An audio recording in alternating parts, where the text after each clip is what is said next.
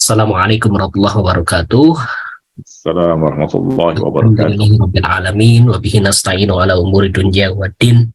Salatu wassalamu ala asrofil anbiya'i wal mursalin wa sallallahu ala rasulillah wal a'immatil mayamin min ali wa sallama tasliman katsiran.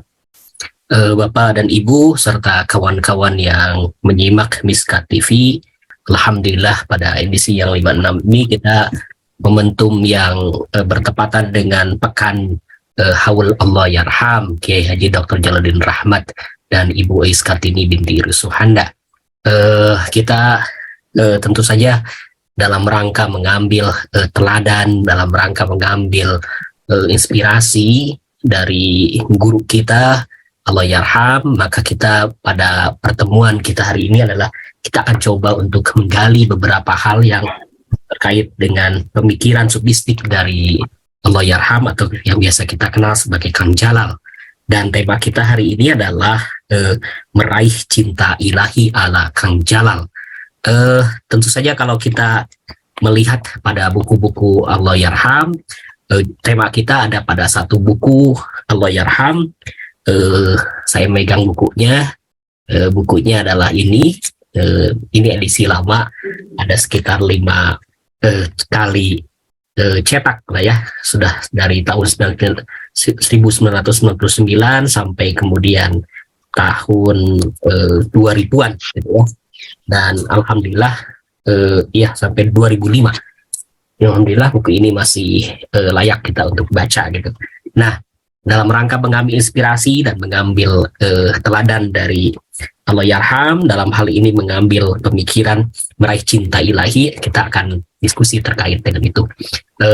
Namun sebelumnya seperti biasa, kita akan hantarkan dahulu Fatihah yang kita khususkan untuk baginda Nabi Muhammad SAW dan keluarganya yang suci, kemudian juga orang tua kita, dan wabil khusus untuk yang haul pada pekan ini yaitu Kiai Haji Dr. Jalaluddin Rahmat bin Rahmat Sujai dan Ibu Ais Kartini binti Rusuhanda. Lahumul Fatihah. A'udzubillahi minasyaitonir rajim. Bismillahirrahmanirrahim. Alhamdulillahirabbil alamin. Arrahmanirrahim. Maliki yaumiddin. Iyyaka na'budu wa iyyaka nasta'in. Ihdinas siratal mustaqim. Siratal ladzina an'amta 'alaihim ghairil maghdubi 'alaihim waladdallin. Allahumma shalli 'ala sayyidina Muhammad wa 'ala ali sayyidina Muhammad. Ustaz, gimana, apa kabar Ustaz? Alhamdulillahirabbil alamin. Ya, Ustaz. Alhamdulillah, Kang Maha Damang ya. Alhamdulillah Ustaz. Jadi masih di Jakarta Ustaz ya? Ya, alhamdulillah. Sudah di Jakarta. Kita hari ini coba untuk menggali informasi terkait dengan pemikiran Allah Yarham meraih cinta ilahi Ustaz ya. Dan tampaknya sebelum kita masuk ke tema kita ini, saya ingin menggali dari antum Ustaz terkait dengan kedekatan ini sosok Allah Yarham dulu sebelum masuk pada tema kita ini. Antum cukup intens juga ya dahulu ya, kalau saya lihat itu. Sejak kapan antum mengenal Allah Yarham? Ya, bismillahirrahmanirrahim. Assalamualaikum warahmatullahi wabarakatuh.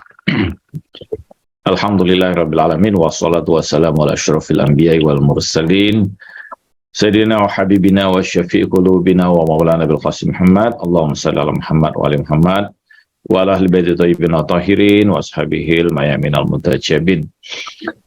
Alhamdulillah, malam hari ini kita bersama-sama mengenang kembali guru kita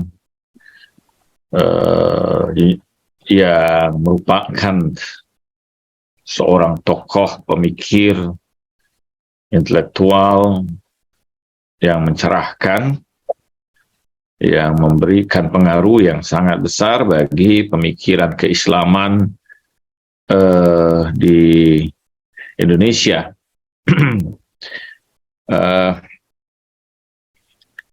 Kita kehilangan yang sangat atas tentu wafatnya beliau, sekalipun tentu Allah Subhanahu wa Ta'ala lebih rindu kepada beliau daripada kita semua. saya mengenal almarhum Allahyarham Ustadz Samatul Ustadz Jaludin Rahmat sejak tahun 1990 ya. Waktu itu untuk banyak tulisan-tulisan Allahyarham itu di majalah Tempo ya. Kemudian juga kaset-kaset yang merupakan berisikan ceramah-ceramah Ustadz Jalal itu pada tahun 89-90 itu saya rajin mendengarkan ceramah beliau melalui kaset-kaset ya. Yang sekarang mungkin sudah cukup langka kita mendapatkan kaset-kaset itu ya. Tapi saya banyak sekali pada saat itu mengkoleksi kaset-kaset Ustadz Jalal, dan pertama kali perjumpaan yang paling awal dengan Ustadz Jalal itu di Palembang, di sekitar kalau saya tidak salah pada tahun 92 ya, 91 atau 92, ketika Allahyarham itu membedah buku pertamanya, yaitu Islam Alternatif. Itu karya pertama yang kemudian dibedah Ustadz Jalal, dan pada saat itulah mulai perkenalan saya dengan Ustadz Jalal. Beliau masih kurus waktu itu ya, punya masih kurus. Dan itu membuat kekaguman yang luar biasa pada saat itu, karena pada saat yang sama juga kegandrungan atau kecintaan saya pada agama luar biasa dengan semangat yang menggebu-gebu ya. Dan saya banyak membaca karya-karya tokoh-tokoh yang lain, dari Cak Nur misalnya, tentang keislaman dan keindonesiaan ya. Tetapi yang paling memukau saya antara kemudian pemikir-pemikir Islam itu seperti juga Dawam Waharjo dan sebagainya, itu adalah Allahyarham Samatul Ustadz Jaludin Rahmat. Bagi saya karya beliau itu sangat mendasar ya, berbicara tentang hal-hal yang mendasar dengan satu perspektif yang sangat khas ya, berbeda dari umumnya perspektif yang lain, selain dengan bahasa yang sangat menarik, kemudian juga analisis yang cukup menggigit ya. Tapi pada saat yang sama hal yang menarik yang saya temukan bahwa Samahatul Ustadz Jaludin Rahmat itu tetap mendasarkan pandangan-pandangannya itu pada bangunan atau pada dasar tradisional keagamaan. Jadi berbeda misalnya kalau kita membaca Cak Nur ya, yang kadang seakan terlepas ya dari kemudian akar dari pemikiran tradisional ya, yang lebih banyak barangkali dia mengutip mungkin pandangan-pandangan yang lain dan cenderung kemudian membawa gagasan-gagasan keagamaan itu dalam pemahaman yang lebih liberal ya, lebih tetapi Ustadz Jalal memformulasikan pandangan-pandangannya itu dengan dasar-dasar tenas ya, yang kuat, dan tapi analisis yang tajam ya. Ini yang menurut saya cukup menarik. Ini dari situ saya mulai intens mengikuti Ustadz Jalal ya. Pernah kemudian ya sengaja datang kemudian ke Bandung untuk mendengarkan beliau, dan seringkali juga kadang-kadang mengikuti pengajian-pengajian beliau atau kuliah beliau dulu di KKI ya, di para Madinah. Dan yang intens berikutnya itu ketika Ustadz Jalal menerbitkan karya kedua, yaitu Islam Aktual. Wow. Yang kedua adalah Islam Aktual, yang menurut saya juga sangat menggigit ya. Ada perbedaan mendasar ya yang saya temukan dari Islam alternatif dengan Islam aktual itu. Pada Islam alternatif, bahasa yang digunakan Ustaz Jalal cenderung lebih ilmiah ya. Oh, ilmiah. Sedangkan pada Islam aktual itu bahasa-bahasa yang digunakan oleh Ustaz Jalal pada karyanya itu cenderung lebih populer ya. Lebih populer dan cenderung lebih menarik ya bahasanya, dibandingkan kemudian dengan bahasa yang digunakan pada Islam alternatif. Dan berikutnya lagi, secara khusus saya mengundang Ustadz Jalal Palembang untuk melakukan bedah buku Tafsir Bil Ma'thur. Oh iya. Jadi itu karya yang kemudian ketiga yang kemudian kita bedah secara khusus, dan saya mengundang Ustadz Jalal waktu itu ke IAIN Raden Fatah ya. Dan kita melakukan kemudian bedah buku tersebut di kampus IAIN Raden Fatah ya. Jadi ini dan tentu di samping-samping itu bersama Ustadz Jalal, waktu-waktu Ustadz Jalal itu kita gunakan untuk berdiskusi, untuk menggali beragam pemikirannya. Dari situ saya sudah mulai cukup intens ya berhubungan Ustadz Jalal. Kadang saya datang ke Bandung, atau juga kadang mengikuti pengajian beliau di Jakarta ya. Itu yang mungkin membuat kemudian cukup juga dekat dengan Ustadz Jalal. Saya kalau di Bandung waktu itu masih menginap di Masjid Al-Munawwaroh di atas itu. Oh ya. Dulu tempat saya menginap dulu tahun-tahun mungkin 90-an seperti itu. Oke. Ya. Baik Ustaz, kita potong dulu. Bapak dan Ibu, kalau nanti ada beberapa hal yang ingin dikonfirmasi atau hal yang ingin disampaikan, silakan tulis di chat room saja. Akan terkait dengan pemikiran Allahyarham yang kaitannya sofistik dan sebagainya, bisa dituliskan ya di chat room dan insya Allah kita respon. Oke, baik Ustaz. Kita tadi juga sudah mengulas terkait dengan sosok Allahyarham, pemikirannya yang dari buku pertama itu tentang nuansa ilmiah yang kemudian masuk pada populer dan sebagainya. Nah, kita akan sedikit menukik kepada tentang tasawufnya itu. Sebetulnya kalau kita lihat dari dua buku itu kan ada aspek-aspek sofistik yang sudah mulai masuk ya gitu. Nah, sebetulnya sejak kapan sih beliau itu memilih dakwahnya gitu ya? Karena saya lebih banyak aspek-aspek tasawuf ya yang dimunculkan beliau dan mengapa gitu ya tasawuf itu kemudian gitu. Iya, kalau kita lihat misalnya, kita melihat misalnya di Islam aktual ya sebenarnya.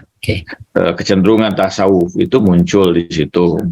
Apalagi kalau pada Tafsir Bil Ma'thur ya, itu sudah sangat sofistik ya karya itu. Jadi bagaimana beliau menafsirkan kemudian beberapa ayat-ayat Al-Quran, tapi dengan pendekatan yang sangat sofistik. Nah ini kemudian juga kita lihat pada karya beliau Meraih Cinta Ilahi ya, dan ceramah-ceramah beliau. Nah, pertama bahwa Ustadz Jalal jelas ya sangat terpengaruh dengan pemikiran Imam Ali bin Abi Thalib. Jadi kalau kita lihat hampir di seluruh karya-karya beliau, Ustadz Jalal selalu kemudian mengutip baik itu perkataan-perkataan Imam Ali bin Abi Thalib maupun beliau mendeskripsikan kemudian sosok Imam Ali bin Abi Thalib.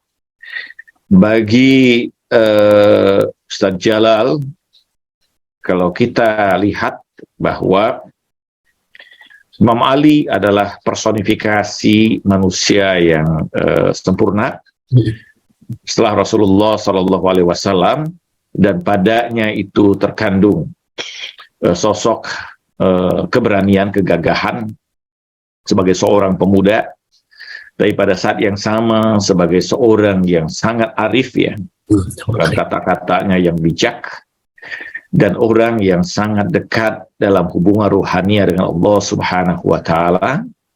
Tapi pada saat yang sama orang yang paling halus hatinya, yang menderita ketika menyaksikan penderitaan orang lain, dan dengan mudah memunculkan amarah kepadanya ketika melihat ada kezaliman terjadi di hadapannya.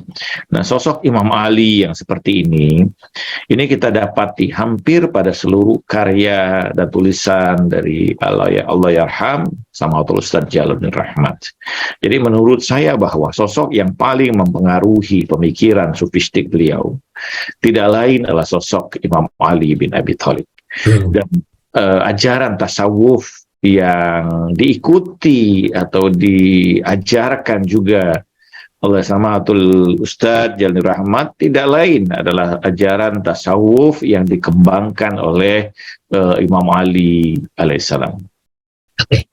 Jadi sebetulnya tasawuf yang dikembangkan oleh Allahyarham itu adalah tasawuf yang sumbernya sudah jelas dari Ahlul Bait Rasulullah SAW ya, Ustaz ya. Ya, betul. Kalau kita lihat juga ada beberapa catatan-catatan misalkan di beberapa bukunya, ternyata di sana juga muncul misalkan Rumi ya, Jalaluddin Rumi, Peraden Attar, kemudian juga Ghazali, catatan Ghazali, bahkan Ibnu Arabi gitu ya. Sadra juga misalkan kita temukan catatannya pada buku Tafsir Sufi Al-Fatihah. Apakah mereka juga turut mempengaruhi, Ustaz? Saya pikir itu karena kekayaan bacaan dari Ustadz Jalal ya. Oh, iya.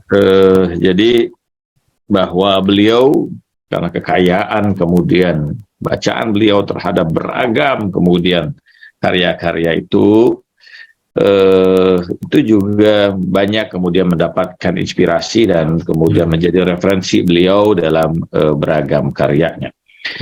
Jadi kita tidak bisa kemudian mengatakan bahwa itu mempengaruhi Ustadz Jalal ya. Kalau menurut saya bahwa yang paling mendasar yang mempengaruhi Ustadz Jalal itu tentu apa yang diajarkan oleh Imam Ali bin Abi Thalib dan Ahlul Bait alaihimussalam. Sementara beragam kemudian tokoh-tokoh itu dikutip oleh Allahyarham Ustadz Jalal dalam menguatkan bangunan dari gagasan yang ingin beliau sampaikan ya. Jadi saya tidak yakin bahwa Sama'atul Ustadz Jalal itu terpengaruh oleh Imam Al-Ghazali. Bahkan ya, ini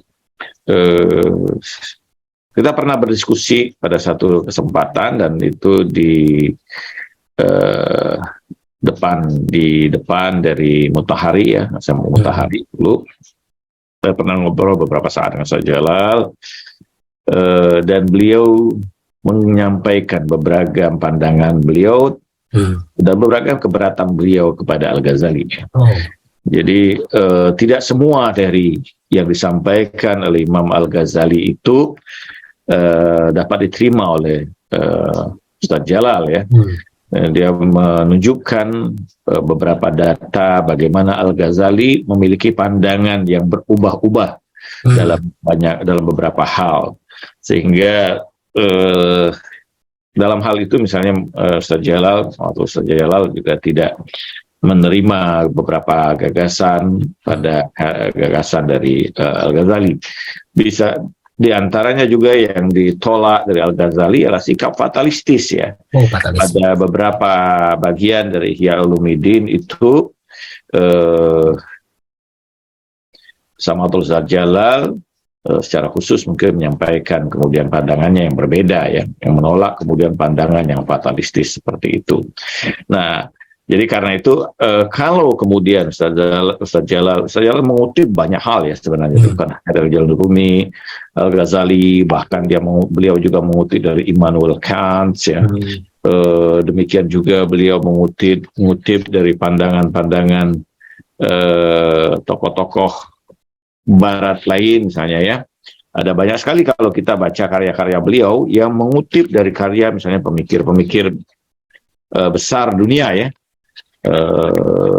Kita bisa mendapati misalnya pandangan dari dia menyebut Bertrand Russell, kemudian menyebut juga misalnya tokoh seperti siapa Gadamer ya, pernah ada juga beliau mengutip itu.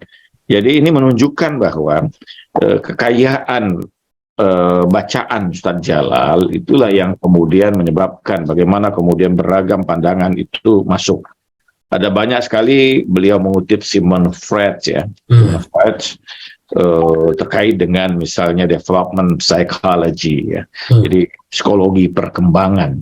Dia mengutip cukup banyak, tapi itu tidak berarti bahwa Sigmund Freud itu mempengaruhi pikiran beliau.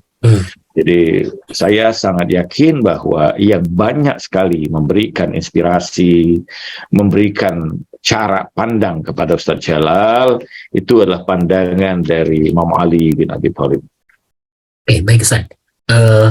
Untuk yang sekarang ya terkait dengan kalau kita dulu kita ada beberapa lembaga yang sempat saya ingat dari yang dilahirkan beliau itu.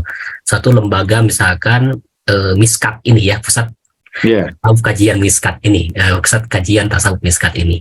Barangkali dan itu khusus untuk tasawuf, dan saya juga pernah melihat beberapa event-event yang khusus sekali dengan tasawuf seperti ini. Pertanyaan yang paling dasar, mengapa gitu ya memilih lembaga atau menyajikan tasawuf melalui Miskat ini gitu ya, Ustaz? Ya, saya ingat sekali itu karena awal mendirikan Miskat itu juga bersama dengan saya. Pertama bahwa dulu ada kajian yang selalu dibina oleh Ustadz Jalal, yaitu Tazkiyah Sejati. Kemudian ada satu hal yang kemudian membuat kajian atau pusat studi tasawuf itu, Tazkiyah Sejati itu kemudian tidak bisa diteruskan, sehingga kita membentuk pusat studi yang baru, pusat studi tasawuf yang kita, dan itu nama Mishkat itu berasal dari langsung dari Allahyarham Ustadz Jalal Rahmat.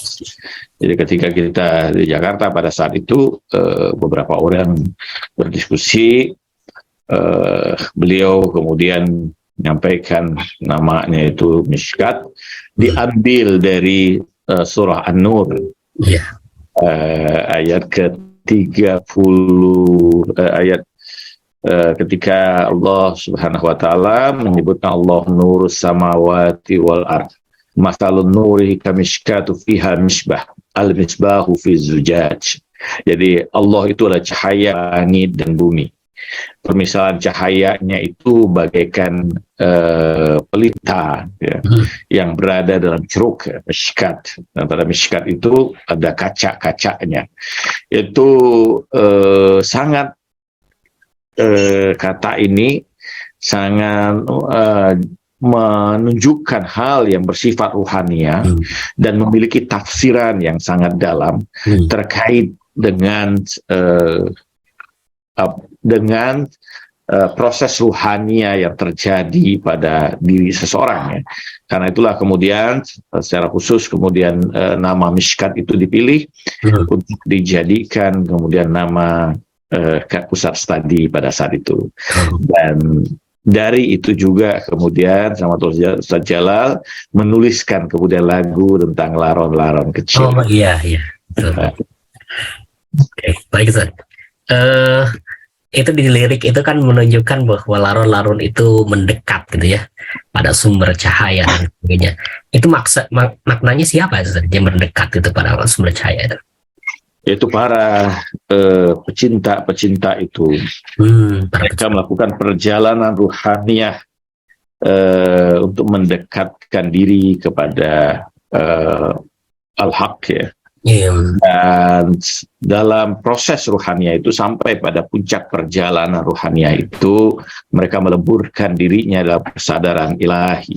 Itu yang kemudian dibahas juga dalam pembicaraan pada buku ini Meraih Cinta Ilahi itu yang terkait dengan pembicaraan tentang liqa Allah, yaitu perjumpaan dengan Allah Subhanahu wa taala, di mana proses perjumpaan itu digambarkan sebagai proses tajalinya seluruh hakikat ilahiyah dan bagaimana diri seorang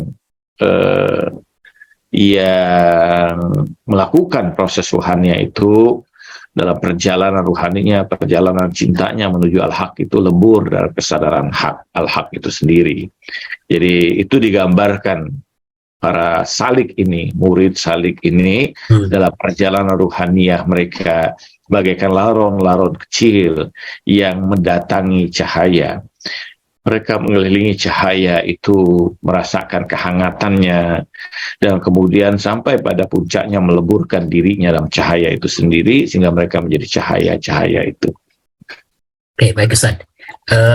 Kita sekarang masuk kepada aspek karakter tasawuf ya, yang disampaikan oleh Allahyarham itu.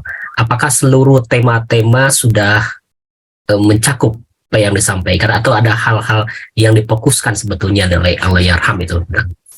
Ya, kalau kita melihat ini, di antara tema-tema yang utama dalam tasawuf yang disampaikan oleh Ustadz Jalal itu menggambarkan bahwa ini yang kemudian digugat oleh sama Ustadz Jalal, tasawuf yang eskapis ya, tasawuf yang melarikan diri dari kehidupan dunia ini, menyibukkan diri dalam zikir dan ibadat ritual.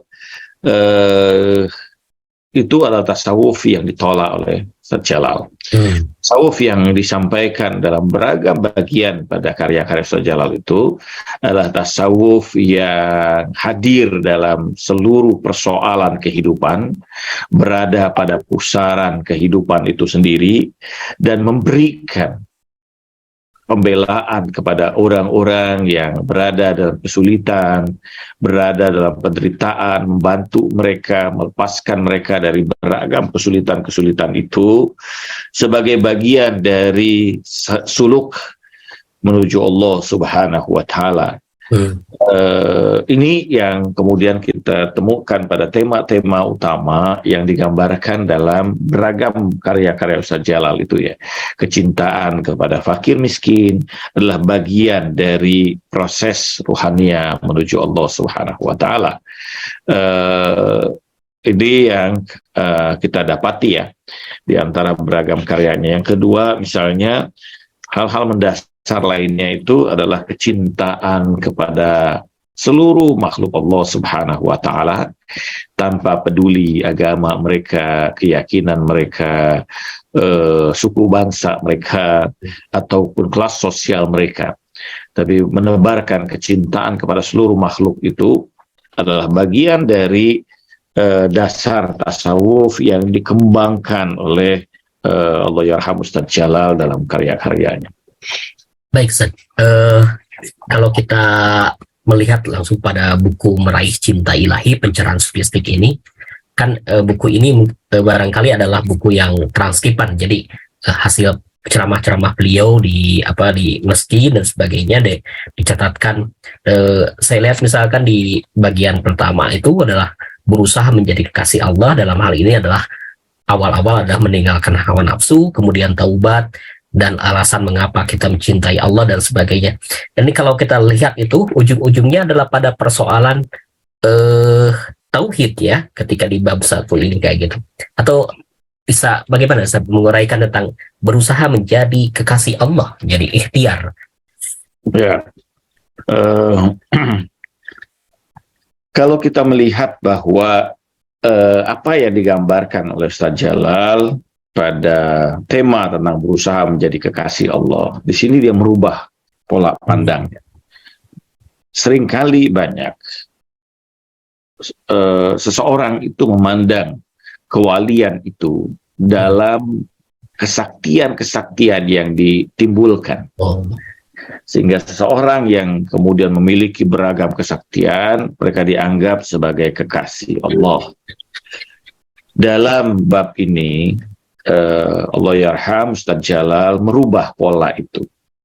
Bahwa yang dimaksud kemudian dengan kekasih Allah itu adalah orang yang pada diri mereka itu ada kecintaan, ada kasih sayang, yang karena itulah Allah Subhanahu wa Ta'ala mencintai dan mengasihi mereka. Misalnya Allah di sini memberikan beberapa karakteristik kemudian wali Allah itu. Yang pertama adalah orang yang sangat dekat dengan kaum fakir miskin. Mereka mencintainya dengan tulus. Orang yang seperti itu apabila berbuat dosa, dosanya akan segera diampuni Allah. Jadi ini penggambaran yang digambarkan oleh Ustaz Jalal di antara karakteristik wali Allah itu bukan karena kesaktiannya, tapi orang yang dengan tulus menebarkan kecintaannya kepada orang-orang yang miskin, ya, kepada orang-orang yang menderita, kepada orang-orang yang berada dalam kesulitan. Yang kedua yang digambarkan juga, dan ini satu hal yang menarik, bahwa anak muda yang taat beribadah kepada Allah, yang dia persembahkan masa mudanya dan ketegapan tubuhnya untuk Allah Subhanahu wa Ta'ala. Ini karakteristik atau pola yang kedua yang digambarkan oleh Allah Yarham sebagai orang-orang yang dicintai oleh Allah Subhanahu wa Ta'ala. Jadi bukan kemudian orang-orang yang menebarkan atau kemudian mengumbar kesaktian di hadapan manusia, ya.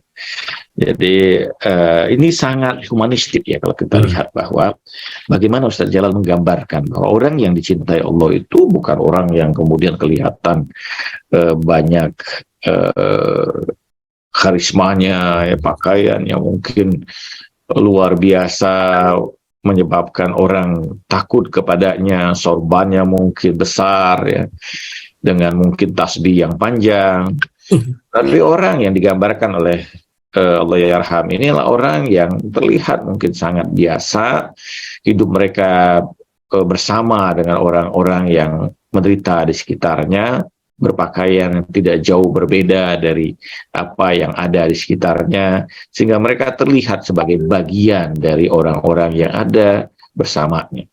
Ini kesederhanaan, ya, ketulusan, kasih sayang, cinta kasih, menghabiskan waktu dalam kepemudaan itu untuk memberikan manfaat, ya, baik secara rohani manfaat itu maupun secara sosial.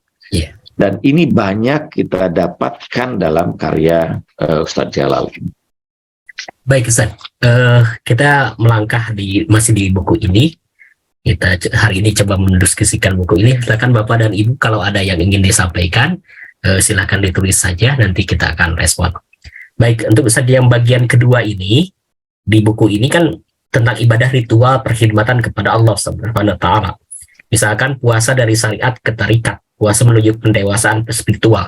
Jadi saya melihat di sini kalau kita ya bahwa Ustadz Jalal itu bergerak, ya, menarik orang itu tidak hanya berurusan pada aspek syariat, tapi dia harus naik ke tarikat gitu. Yeah. Jadi, mengapa Ustadz? Padahal sisi syariat aja udah sesuatu yang sangat baik menurut saya itu. Artinya ada yang kurang saja. Ya, bahwa proses ruhania itu adalah proses yang panjang dan luas, ya.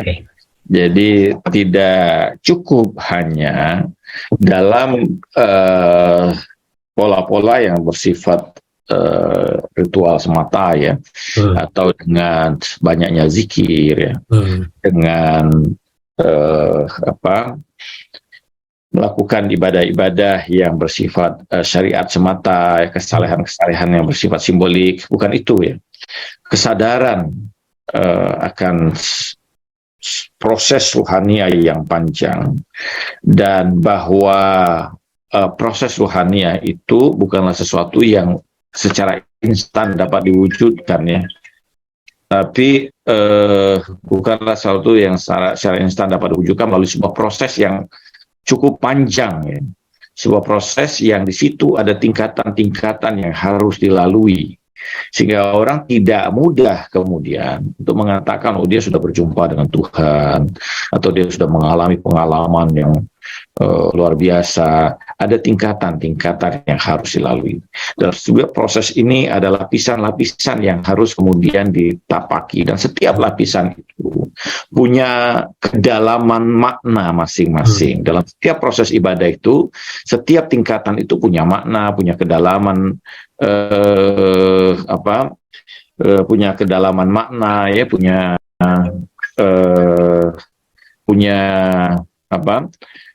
beragam proses yang harus dilalui, beragam kesadaran, beragam kemudian marifat yang ada padanya. Dan seorang kalau ingin melakukan sebuah proses perjalanan rohaninya, dia harus melakukan tahap-tahap tersebut, ya, melihat bahwa masing-masing tingkatan itu punya makna tersendiri dan punya kedalaman marifatnya tersendiri, ya. Nah, jadi karena itu beliau ingin menyampaikan kepada kita semua bahwa proses tasawuf, proses ruhaniyah itu bukan sesuatu yang sekali jadi, ya, tetapi melewati tahap-tahap. Dari tahap syariat, orang harus beres dulu tahap syariatnya, baru bisa naik sampai pada tingkat tarekat. Orang harus beres pada tingkat tarekat, baru bisa naik dan mencapai tingkatan hakikat, ya. Baik, Ustaz. Ini sebelum kita masuk lagi ke tema yang ada di buku ini, saya lihat ada beberapa yang sudah hadir di sini. Irsan Padullah, terima kasih sudah hadir dari Lampung. Kemudian Elbas Audio, Fauzan Jamil juga terima kasih. Irsan Padullah, Sucitno, Sutrasno, dan juga ada Salam Parmonde. Ya, Salam Parmonde bertanya, Ustadz, ini terkait tema apa sudah ada hasil dan prestasi yang nyata dari Kang Jalal secara kolektivitas dan skala yang masif, sehingga tidak sebatas konsep berpikir dan wacana di atas kertas saja. Ini mungkin terkait dengan pengaruh ajaran tasawuf dari yang disampaikan oleh Allah Yarham ini. Kira-kira apa ininya? Pengaruh itu kan dalam banyak dimensi, ya. Manusia ini kan tidak hanya kemudian pada dimensi aktualitas, ya, tindakan atau dimensi aksiologis, ya, bahwa ada dimensi epistemologis, ada dimensi ontologis, ya, pada kehidupan manusia. Jadi kalau kita ingin melihat manfaat itu, kita harus melihat bukan hanya dari satu sisi saja. Kita melihat secara ontologis, misalnya bagaimana kemudian gagasan-gagasan besar Ustaz Jalal itu mempengaruhi banyak orang. Itu merubah cara pandang banyak orang. Dan ada banyak sekali orang yang kemudian kita bisa mengatakan mungkin ratusan ribuan mungkin orang yang berubah cara pandangnya setelah membaca karya-karya, mendengarkan ceramah-ceramah, ya, berdiskusi dengan Ustadz Jalal, itu membuka kemudian pandangan mereka secara ontologis. Secara epistemologis, bahwa karya-karya Ustadz Jalal ini sangat luar biasa dalam memberikan inspirasi pada kita, memberikan pengetahuan pada kita, membuka tentang beragam leku-leku sejarah yang selama ini ditabukan untuk dibicarakan, ya. Tapi kita menyaksikan bagaimana kemudian pada karya-karya itu beragam leku-leku sejarah Islam ini dibuka dengan sangat menarik, ya, mendapatkan sebuah analisis ketajaman yang baru, ya, dan sehingga membuat orang kemudian merubah juga sudut pandang mereka, mendapatkan kemudian pengetahuan-pengetahuan yang luar biasa, ya. Demikian juga kemudian ajaran-ajaran tasawufnya dan seterusnya. Pada konteks kemudian aksiologis, kita menyaksikan gagasan-gagasan Ustadz Jalal itu kemudian diturunkan, ya, tentu pada pembangunan sekolah yang dia bangun, Mentahari itu salah satu sebenarnya sebuah gagasan besar, ya. Tentu saja apa yang diharapkan oleh Ustadz Jalal itu lebih dari apa yang ada sekarang, ya.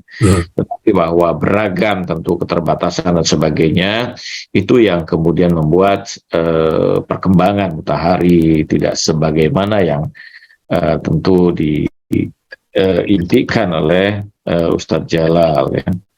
Gitu. Nah,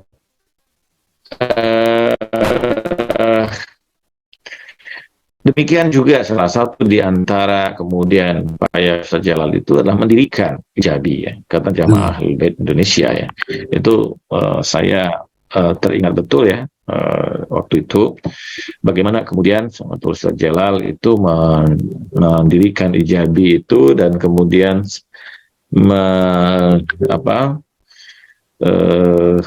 kemudian menjadikan itu satu organisasi Ahlul Bait dalam pembelaan terhadap komunitas Ahlul Bait, ya, yang masih terbelakang, masih tersisihkan, ya, pada saat itu masih hanya dianggap dengan sebelah mata dan masih kecil, ya, dan kemudian tidak punya kemudian status sosial yang sama dengan kemudian komunitas-komunitas yang lain, ya. Itu salah satu tentu upaya secara aksiologis yang dilakukan oleh Ustaz Jalal, ya. Demikian juga ada banyak pusat-pusat studi yang kemudian beliau buat, ya. Ada Tazkiyah Sejati, ada Mishkat, dan bagaimana kemudian juga misalnya beragam murid-murid beliau di banyak tempat kemudian mendirikan yayasan-yayasan, ya, kelompok-kelompok studi dan sebagainya. Itu merupakan bagian dari peran atau manfaat atau kemudian efek aksiologis yang muncul dari diri Ustaz Jalal, ya. Jadi saya melihat bahwa peran beliau cukup mendasar, ya, baik secara ontologis, epistemologis maupun aksiologis, ya. Oke, baik Ustaz. Kita lanjut lagi ke meraih cinta ilahi. Di bagian 3 ini bagian terhadap pengabdian kepada sesama. Ini menunjukkan bahwa seorang sufi itu tidak hanya fokus kepada perkhidmatan kepada Allah, ritual dan sebagainya, tapi juga dia harus melakukan perkhidmatan kepada sesama. Ini maksudnya apa, Ustaz? Ya, bahwa banyak sekali kemudian hadis-hadis yang dikutip oleh Ustaz Jalal terkait dengan perkhidmatan kepada sesama itu, ya. Bahwa bagaimana Allah Subhanahu wa Ta'ala itu menurunkan cintanya kepada seorang hamba yang kehidupan dirinya itu dipersembahkan untuk melayani sesamanya. Saya teringat dengan satu kisah yang disampaikan oleh Ustaz Jalal tentang Abul Azim, yang pada satu malam dia terjaga dari tidurnya, dia dapati di kamarnya itu penuh dengan cahaya keemasan, dan dia dapati ada satu makhluk yang tengah menulis di satu kitab yang berwarna emas. Dia bertanya kemudian kepada makhluk itu, "Siapakah engkau?" Makhluk itu berkata, "Aku adalah malaikat Allah. Sedang apa engkau di sini?" Malaikat Allah itu berkata, "Aku sedang menuliskan nama para kekasih Tuhan." Abul Azim kemudian bertanya, "Adakah namaku di antara nama para kekasih Tuhan itu?" Malaikat itu berkata, "Namamu tidak tercantum dalam kitab ini. Kalau begitu, perkenankan aku mengetahui siapa saja yang ada pada kitab itu." Malaikat itu berkata, "Mereka adalah orang-orang yang kebahagiaannya dirampas, kehidupan mereka disisihkan, dan mereka berada dalam penderitaan dan kesulitan. Merekalah para kekasih Tuhan." Kata Abul Azim, "Kalau namaku tidak tercantum di situ, biarkan aku menjadi pelayan para kekasih Tuhan itu." Dia habiskan waktunya dalam melayani para kekasih-kekasih Tuhan yang digambarkan oleh malaikat itu, sampai suatu saat peristiwa yang sama terjadi. Dia dapati kamarnya penuh dengan cahaya, dan di tengah cahaya itu ada malaikat yang sama yang tengah menulis dalam kitab berwarna emas. Dia bertanya tentang pada malaikat itu, "Siapakah engkau? Apa yang sedang kau lakukan?" Malaikat itu kembali berkata, "Aku sedang menuliskan nama para kekasih Tuhan. Adakah namaku tercantum di dalam kitab itu?" Malaikat itu berkata, "Tuhan memerintahkan aku untuk meletakkan namamu pada urutan yang pertama, karena engkau sudah melayani para kekasihnya." Ini yang dimaksud oleh Ustaz Jalal, bahwa pelayanan pada kekasih-kekasih Tuhan itu, pelayanan kepada sesama itu adalah melayani para kekasih Tuhan. Mereka yang tersisihkan, mereka yang kehidupannya, kebahagiaannya dirampas, mereka yang tidak pernah diperhatikan, mereka adalah para kekasih Tuhan. Sebagaimana hadis qudsi yang sering kali dikutip oleh Sang Rasul Jalal, carilah aku di antara hamba-hambaku yang hancur hatinya. Ini gambaran apa yang disampaikan tadi, bahwa menjalankan proses ruhania tidak hanya dalam kesibukan secara individual, bukan berarti bahwa tidak melakukan itu ya, tidak hanya dengan menghabiskan waktu dalam zikir, dalam pembacaan doa ya, tetapi ada peran sosial dalam melayani orang-orang yang tertindas itu. Dengan itulah kemudian kecintaan Tuhan itu dapat diraih ya. Ini yang diajarkan juga oleh Amirul Mukminin Ali bin Abi Thalib. Dia adalah orang yang paling luar biasa dalam munajatnya kepada Allah, menghabiskan malam dalam rebutan kecintaannya, pengaduannya, dan tangisan kepada Allah. Tapi pada saat yang sama adalah orang yang sama yang memanggul gandum ke pintu-pintu rumah mereka yang yatim dan fakir. Baik Ustaz, ini tampaknya salam parmunde melanjutkan ini Ustaz. Afwan, nyambung lagi terkait pengaruh Ustadz Jalal. Menurut Ustadz Khalid, apakah power dan presisi pengaruh tersebut bisa konsisten ketika secara physically beliau sudah terpisah dari alam panah ini? Tidak ada lagi kesempatan alias terputus terkait gesekan diskusi pemikiran secara langsung dengan sosok Ustadz Jalal. Jadi ini terkait mungkin apakah yang di alam barzah itu mempengaruhi pada alam dunia, pada mereka-mereka yang ada di dunia ini kalau kita menyambungkan gitu Ustaz. Sebagaimana Allah Subhanahu wa taala berfirman, ya wala tahsabanna lazina qutilu fisabilillah amwatan bal ahya inda rabbihim yurzakun. Jangan kamu mengira orang yang mati di jalan Allah itu mati, tidak.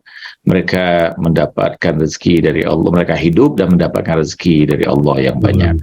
Ini menjelaskan kepada kita bahwa orang-orang yang saleh, orang-orang yang hidup mereka persembahkan di jalan Allah Subhanahu wa taala, maka mereka sebenarnya tidak pernah mengalami kematian ya. Mereka masih terus memberikan pengaruhnya kepada orang-orang yang hidup, baik pengaruh itu secara langsung atau tidak langsung ya. Pengaruh secara tidak langsung itu kita membaca karya-karyanya, bagaimana kemudian hasil pemikiran Allah Yarham ini dan apa yang ditinggalkan beliau itu merupakan satu pengaruh yang langsung kepada kita semua yang terus ada ya. Di sisi lain tentu saja bahwa menyambungkan diri kita secara rohania kepada orang-orang yang soleh itu adalah ajaran Al-Quran ya. Sebagaimana Al-Quran mengatakan wa qul i'malu fasayarallahu amalakum wa rasuluhu wal mu'minun, dan beramal baiklah kamu insyaallah rasulnya dan orang-orang yang beriman itu menyaksikan kemudian perbuatan baik yang kamu lakukan. Menyambungkan diri kepada orang-orang yang mengalami, yang orang-orang yang saleh yang telah mendahului kita ya, para ulama alim, ini adalah bagian dari proses ruhaniah kita. Jadi walaupun mereka sudah berada di alam barzah, tapi Allah Subhanahu wa taala memberikan bagi mereka kebebasan untuk terus tersambung kepada orang-orang yang hidup yang di dunia ini yang mencintai mereka. Baik Ustaz, kita akan lanjutkan lagi dari meraih cinta ilahis pencerahan sufistik ini. Kita masuk misalkan di bab 4 itu tentang tarikh, mari menjelajahi sejarah. Di sini kita ketahui bahwa Al-Bayarham menuliskan tentang wisudawan madrasah Rasulullah, dan di sini ada Imam Ali, ada beberapa sahabat Nabi yang dekat kepada Imam Ali. Kemudian juga Imam Ali sebagai pendiri mazhab cinta. Di sini ada Sayyidah Fatimah, kemudian ada peristiwa Asyura, kemudian ada tentang mati syahid, dan juga ada tentang Imam Sajjad. Mengapa tokoh-tokoh itu dikenalkan oleh Allah Yarham gitu? Apakah mereka tuh ada nilai-nilai, ada teladan-teladan sufistik yang bisa kita ambil gitu? Ya, sosok ini adalah sosok-sosok utama ya. Yang sesungguhnya sebenarnya mereka adalah sosok-sosok yang layak untuk menjadi panutannya. Mereka adalah murid-murid Rasulullah Sallallahu Alaihi Wasallam yang dibesarkan oleh tangan Rasulullah Sallallahu Alaihi Wasallam sendiri. Dari diri Rasulullah mereka mendapatkan pengetahuan dan mereka bersama dengan Rasulullah SAW ketika Jibril datang dan menyampaikan wahyunya ya. Mereka hidup dalam rumah nubuah, dibesarkan dalam madrasah ruhaniyah Rasulullah, dan mereka bersama-sama dengan Rasulullah SAW. Mereka adalah ahlul bait Rasulullah SAW yang telah mendapatkan jaminan dari Allah Subhanahu wa Ta'ala dalam kesucian mereka. Karena itu di sini bagaimana kita melihat Samatul Ustadz Jalilur Rahmat ya dalam bab 4 itu tentang mari jelajah sejarah. Dia ingin mengingatkan kita tentang sosok-sosok mulia itu yang telah berperan besar dalam Islam dan telah menampilkan diri mereka sebagai manusia-manusia sempurna yang mereka mampu melepaskan diri mereka dari belenggu hal-hal yang rendah dan diri mereka sebagai contoh utama bagi kehidupan kita ya. Ada sosok Amirul Mukminin Ali bin Abi Thalib sebagai sosok pemuda yang tangguh ya, yang dirinya merupakan pintu ilmu Rasulullah SAW. Keilmuannya yang begitu luar biasa dengan keperkasaannya yang tidak ada tandingnya. Pada sisinya ada putri Rasulullah Sayyidah Fatimah Zahra alaihissalam sebagai sosok perempuan yang lulus dari madrasah Rasulullah SAW sebagai putri kinasi Rasulullah, belahan jiwa Rasulullah, yang dapat menjadi contoh bagi para perempuan itu bagaimana sih sebenarnya untuk dapat sampai pada derajat perempuan yang sempurna ya. Sosok Fatimah lah sosok perempuan sebagai manusia sempurna yang merupakan contoh yang digambarkan. Yang sayangnya tentu saja kita jarang ya menemukan kemudian pelajaran atau sejarah dari sosok Fatimah Zahra alaihissalam ini. Jadi pada masa kalau kita kembalikan ya, pada masa karya ini ditulis oleh Ustaz Jalal atau ketika tema-tema ini disampaikan oleh Samahatul Ustaz Jalal ya, pada saat itu orang masih belum banyak mendalami tentang peri kehidupan keluarga suci Rasulullah Sallallahu Alaihi Wasallam. Apakah Amirul Mukminin Ali bin Abi Thalib ataukah apalagi Sayyidah Fatimah Zahra, Imam Hasan dan Imam Husain ya. Bagaimana Ustaz Jalal mengingatkan kita kembali ada peristiwa sejarah yang dilupakan dan sengaja ditutup dari ditutup dalam kitab-kitab yang melukiskannya untuk membuat kaum muslimin ini lupa ya. Ada peristiwa besar, peristiwa Asyura, yang di situ ada persoalan mendasar yang terjadi dan bagaimana sebenarnya sosok Ahlul Bait Nabi Sallallahu Alaihi Wasallam, Imam Husain alaihissalam sebagai cucu Rasulullah Sallallahu Alaihi Wasallam dalam peristiwa Karbala itu sebagai sosok yang menjadi pelajaran yang sangat luar biasa ya. Bagaimana kecintaannya untuk mengembalikan orang-orang yang membencinya itu ke jalan Islam ya, memberikan petunjuk bagi mereka, mendoakan mereka walaupun dalam keadaan yang paling sulit. Dan bagaimana kita melihat sosok Imam Husain itu tidak sedikit pun meninggalkan kemudian waktu-waktu ibadahnya di hadapan Allah. Jadi ketika waktu sholat tiba, Imam Husain menghentikan peperangan itu, dia melaksanakan sholat dan ibadah, sementara sahabat-sahabatnya melindungi dirinya. Walaupun itu harus ditebus dengan nyawa, tapi tujuan dari seluruh perjuangan itu tidak hanya ada penghambaan kepada Allah Subhanahu wa Ta'ala, Ini yang kita diajak kembali untuk menjelajahi sejarah oleh Allah yarham Ustaz Jalil Rahmat ya. Bagaimana mencintai Rasulullah Shallallahu Alaihi Wasallam, mengingat kembali tentang kelahiran Rasulullah Shallallahu Alaihi Wasallam. Dia menjelaskan juga tentang peristiwa Karbala, Karbala berduka, Karbala bersaksi, bagaimana duka cita keluarga Rasulullah Shallallahu Alaihi Wasallam setelah baru saja belum lama Rasulullah Sallallahu Alaihi Wasallam berpisah dari umatnya ini, tapi bagaimana kemudian sebagian sudah meninggalkan agama demi kecintaan pada dunia, bahkan rela mengorbankan keluarga suci Rasulullah Sallallahu Alaihi Wasallam yang pada darah mereka itu mengalir darah Rasulullah Sallallahu Alaihi Wasallam. Nah, ini disampaikan untuk mengenang sejarah itu, melihat kembali sejarah untuk kemudian memahami beragam kemudian keadaan yang terjadi pada era kita ini. Ini yang kemudian diajarkan oleh Yarham setelah membuka kemudian lembar-lembar sejarah peristiwa yang pernah terjadi di dalam sejarah Islam ya.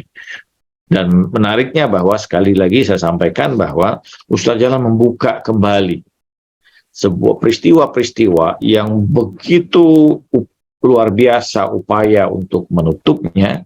Dengan cara itu Ustaz Jalal membuat banyak orang kemudian menyadari ada kekeliruan sejarah yang pernah terjadi, ada upaya-upaya pembelokan sejarah, ada upaya-upaya kemudian bagaimana mengaburkan ajaran Rasulullah SAW dan keluarganya yang suci, sehingga yang sampai kemudian kepada kita adalah ajaran-ajaran yang kadang sudah jauh dari apa yang diajarkan oleh Rasulullah dan keluarganya yang suci. Baik Ustaz, kalau kita masih merujuk pada ini, di bagian yang terakhir itu adalah tentang tafsir ya, tafsir memahami makna Tuhan semesta alam dalam hal ini. Apakah Ustaz memiliki pandangan terkait dengan tafsir, dalam hal ini tafsir Al-Quranul Karim yang dicetuskan oleh Allahyarham itu, apakah memang sesuatu yang baru atau sesuatu yang sifatnya adalah mereproduksi ulang? Ya, ada pertama kita dapati bahwa Ustaz Jalal melakukan penafsiran secara maudhu'i ya, secara tematis ya. Kalau kita lihat, kita tidak menemukan ya secara tartibi atau tafsili ya. Ustaz Jalal menafsirkan kemudian ayat-ayat Al-Quran, dia menafsirkan itu berdasarkan konteksnya masing-masing ya. Jadi kita lihat misalnya bagaimana dia menjelaskan tentang makna suratul mustaqim ya. Kemudian bagaimana dia menjelaskan beberapa surah-surah pendek ya, Al-Insyirah, kemudian juga Al-Asr ya. Tetapi ada hal yang menurut saya, Al-Kautsar ya, ada hal yang menarik bahwa umumnya penjelasan dalam konteks tafsir bil ma'thur itu menjelaskan kemudian asbabun nuzul atau sya'nun nuzul dari ayat itu, mengupas dari konteks kebahasaan ayat tersebut, kemudian mencoba untuk memahami makna ayat itu ya. Apa yang dilakukan oleh Ustaz Jalal selain kemudian mencoba untuk menelusuri ayat-ayat tersebut, dia juga untuk mengkontekstualisasikan dengan kisah-kisah yang terjadi ya, terkait dengan tema-tema yang diangkat pada ayat tersebut ya. Dan ini menjadi sesuatu kekuatan ya, bagaimana kemudian walaupun ini dia tetap mempertahankan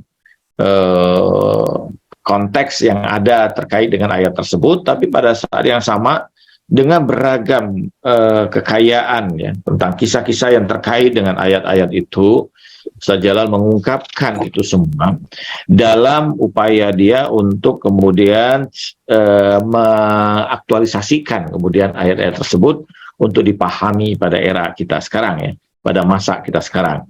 Jadi dia menggugah kita misalnya bagaimana dia menjelaskan tentang makna al-abtar, misalnya pada surah Al-Kautsar ya, apa saja al-abtar itu misalnya, dan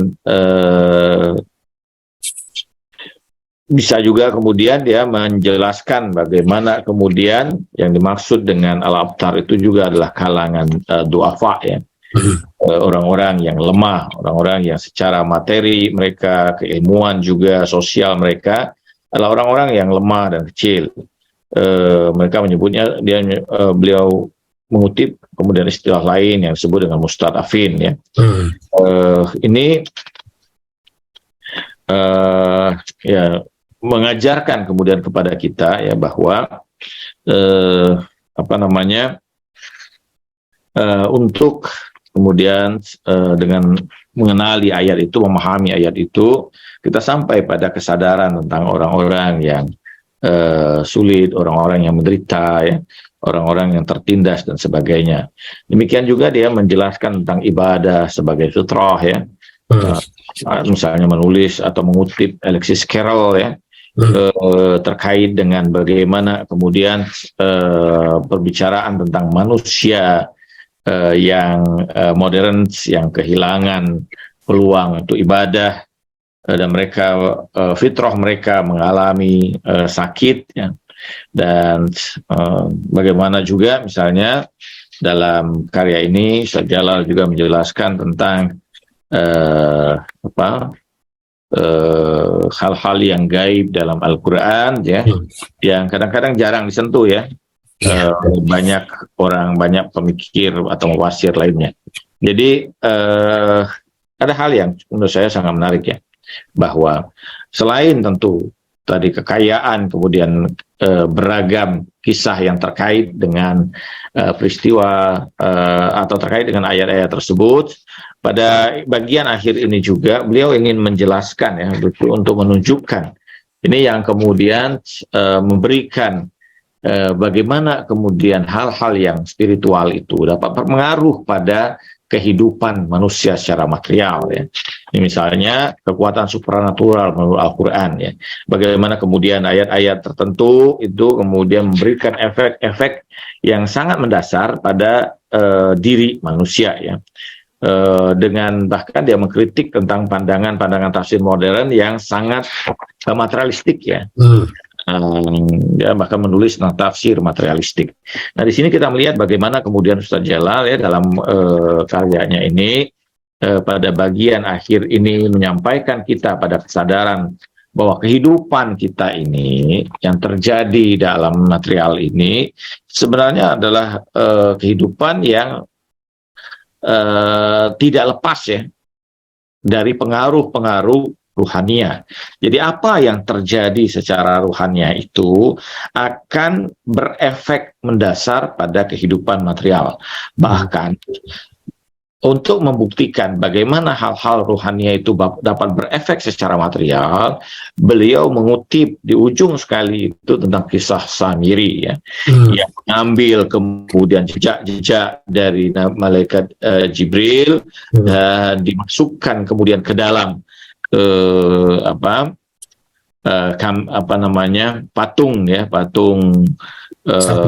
sapi kecil itu, sehingga bagaimana kemudian sapi kecil itu dapat memberikan efek suara ya. Ini untuk membuktikan bagaimana kemudian hal-hal yang ditinggalkan oleh orang-orang yang soleh ya, ditinggalkan oleh manusia-manusia atau makhluk-makhluk yang mulia itu memberikan efek pada hal-hal yang bersifat material. Demikian juga beragam kebaikan yang kita lakukan punya efek pada material kita. Doa, ibadah dan sebagainya itu bukan hanya berefek ruhania, tapi juga memberikan efek secara material. Nah, ini di ujung dari kitab ini atau karya ini, beliau ingin membuktikan hal-hal yang seperti itu pada kita. Pak Ustaz, ini pertanyaan terakhir ini. Sebetulnya sudah lama juga saya ingin menggali, misalkan kalau tokoh-tokoh tertentu, tokoh-tokoh besar seperti mungkin Al-Ghazali dan sebagainya, atau misalkan Abdul Qadir Jailani dan sebagainya, dia membuat semacam tarekat ya, kayak gitu. Dan saya tidak melihat begitu banyaknya murid-murid Allahyarham, tapi kemudian Ustadz Jalal itu tidak membuat satu tarekat yang sofistik gitu, tapi beliau malah mengajak orang itu untuk mengambil sumber mata air langsung kepada keluarga Rasulullah SAW, dalam hal ini adalah Ahlul Bait. Kemudian kita sebut saja misalkan tarekat itu adalah yang diajarkan oleh Allahyarham itu tarekat adalah tarekat Ahlul Bait ya Ustaz ya. Misalkan kalau ditanya amalan apa yang harus dilakukan, maka beliau menyebutkan baca saja Mafatihul Jinan gitu. Doa apa? Baca saja Saifah Sajadiyah dan sebagainya. Jadi mohon barangkali bisa dijelaskan sedikit tentang itu Ustaz. Ya, beliau memperkenalkan ya Ahlul Bait alaihissalam dan ajaran-ajaran yang disampaikan oleh Ahlul Bait alaihissalam. Walaupun salah satu di antara karakteristik dari Ustadz Jalal ini adalah beliau membebaskan orang untuk memilih berdasarkan pilihan mereka masing-masing. Kita tidak pernah menemukan bagaimana Ustadz Jalal mendoktrin orang untuk mengikuti pandangannya. Ya. Beliau memiliki pandangan, curahkan pandangannya, menyampaikan pandangannya itu, sekalipun kadang-kadang pandangannya itu berbeda ya dari kebanyakan. Dia memperkenalkan ajaran-ajaran Ahlul Bait alaihimussalam, keindahan-keindahan ajaran Ahlul Bait alaihimussalam, mutiara-mutiara yang luar biasa dari Ahlul Bait alaihimussalam. Dia menyampaikan kemudian beragam kedalaman makrifat yang diajarkan pada mazhab Ahlul Bait, tapi pada saat yang sama dia membuka ruang pilihan bagi seluruh orang yang mengikuti dirinya, belajar darinya untuk memilih jalan mereka masing-masing ya. Karena itu kita dapati bahwa murid-murid Ustadz Jalal itu tidak selamanya sebagai pecinta Ahlul Bait ya, atau pengikut Ahlul Bait ya. Pecinta Ahlul Bait menjadi suatu hal yang mendasar ya tentu saja. Tapi menjadi pengikut ajaran Ahlul Bait, kita lihat bahwa tidak semua kemudian para pecinta Ustadz Jalal itu mengikuti jalan tersebut ya, walaupun tentu dia memperkenalkan itu. Yang kedua jelas bahwa apapun beliau yang ditanyakan atau diminta pada beliau kembali bersandarkan kepada apa yang disampaikan oleh Ahlul Bait, karena bagi beliau bahwa puncak dari tasawuf itu ya, atau silsilah tasawuf itu semua bersambung kepada silsilah emas dari Ahlul Bait alaihissalam ya. Dan sumber utama ajaran tasawuf yang diajarkan oleh Rasulullah dan keluarganya tidak lain itu berasal atau bersumber dari Ahlul Bait alaihissalam. Jadi kalau kita ingin belajar tasawuf yang betul-betul murni dari kedalaman air jernih pada muara air itu, tidak lain muara itu adalah Ahlul Bait alaihissalam. Dan ini yang selalu beliau sampaikan ya pada kita semua, kepada para muridnya, kepada para pendengarnya dan sebagainya. Sekali lagi bahwa beliau tidak pernah kemudian memaksakan pandangannya itu. Beliau membebaskan semua orang untuk mengikuti jalan mereka masing-masing, sehingga dengan kesadaran mereka masing-masing itulah mereka kemudian menemukan ajaran Ahlul Bait. Jadi kalau kita bisa sampaikan bahwa tasawuf diajarkan oleh Ustadz Jalal, tidak lain adalah tasawuf Ahlul Bait alaihimussalam ya. Kalau itu pun disebut sebagai tasawuf, karena Ahlul Bait ini sekali lagi mengajarkan pada seluruh bagian dimensi diri manusia ya. Ada sisi rasionalitasnya, ada sisi spiritualitasnya, ada sisi emosionalnya, ada sisi syariatnya, ya, ketentuan-ketentuan fiqhiyah dan sebagainya. Jadi keseluruhan bagian itu sebenarnya ada pada ajaran yang diajarkan oleh Ahlul Bait alaihissalam ya. Tasawuf adalah bagian rohania, dan kita dapati misalnya pada ajaran Ahlul Bait ini, baik itu dari Imam Ali dan yang lainnya, demikian juga melalui doa-doa, ibadah-ibadah yang mereka ajarkan ya, Itu hal-hal yang luar biasa. Karena itu sekali lagi bahwa doa-doa yang disampaikan oleh Ustaz Jalal dan diajarkan, atau wirid-wirid yang diajarkan kepada murid-muridnya atau kepada orang-orang yang dekat kepadanya, atau ada orang yang datang kepadanya untuk meminta doa, meminta amalan-amalan, semua diambil dari Ahlul Bait alaihimussalam. Baik Ustaz, ini terakhir barangkali bisa menyampaikan closing statement terkait meraih cinta ilahi ala Kang Jalal ini. Sekaligus doa Ustaz. Ada beberapa hal yang saya dapati dari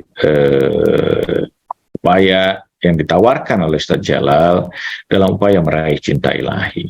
Yang pertama, bahwa seorang itu harus mensucikan dirinya, membersihkan dirinya dari pengaruh ikatan belenggu nafsu mereka, ya, syahwat mereka, dan kita dapati pada bagian yang paling awal. Yang kedua, bahwa seseorang itu untuk mendapatkan dan meraih cinta ilahi haruslah menjadi orang yang mencintai sesamanya, mencintai orang-orang yang tertindas dan kalangan mustadafin, ya. Demikian juga bahwa orang yang bahkan mencintai musuh mereka sekalipun, ya. Jadi itu yang kemudian yang kedua yang ditawarkan oleh Ustaz Jalal. Yang ketiga, bahwa kita dapati juga bagaimana kecintaan pada ilmu itu menjadi sesuatu yang sangat mendasar, ya, dari proses rohaniah seseorang. Jadi kita lihat bagaimana Ustaz Jalal mengajarkan kita untuk mencintai ilmu itu, ya. Ada banyak sekali dalam karya Meraih Cinta Ilahi, itu bagian dari proses rohaniah kita untuk mendapatkan dan meraih cinta Allah Subhanahu wa taala. Yang keempat, bahwa mengikuti jejak-jejak para kekasih-kekasih Allah, khususnya Ahlul Bait alaihimussalam, itu adalah bagian dari upaya kita untuk meraih cinta ilahi. Dan yang kelima, ya, yang diajarkan oleh Allah Yarham dalam upaya kita untuk mendapatkan kecintaan Allah Subhanahu wa taala adalah selalu berusaha hidup dalam kesederhanaan, ya, melepaskan beragam kemewahan dari diri kita dan ikatan-ikatan yang akan merusak kemudian kebersihan rohani kita.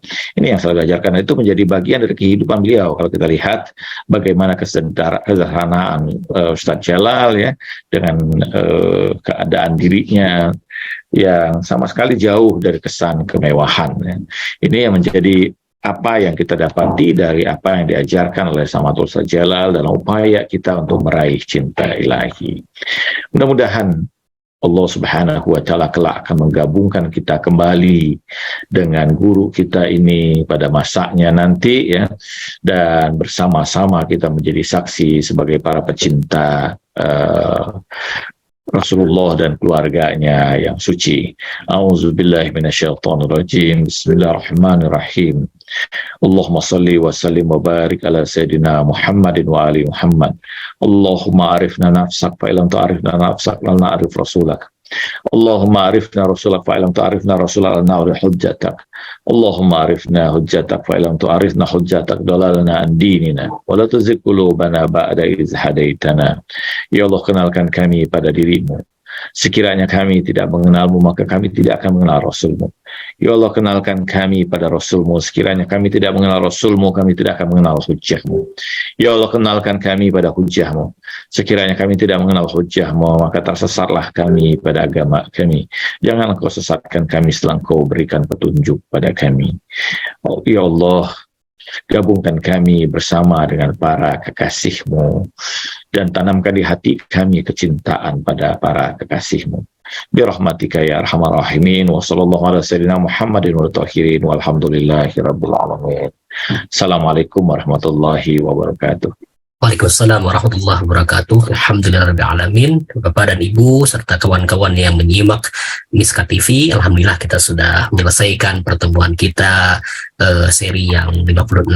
Insya Allah nanti kita akan ketemu lagi untuk seri yang 57, tentu saja dengan tema yang berbeda terkait dengan Allah Yarham. Tentu saja kalau kita menggali buku-bukunya, membaca buku-bukunya, ada beragam tema-tema yang bisa kita gali. Mudah-mudahan bisa lain waktu, lain tempat kita bisa mengkaji kembali hal-hal yang lain yang di luar dari aspek sofistik Kang Jalal ini. Bapak dan Ibu, terima kasih. Mohon doa selalu. Wa ma taufiqi illa billah. Alaihi tawakkaltu wa ilaihi unib. Assalamualaikum warahmatullahi wabarakatuh.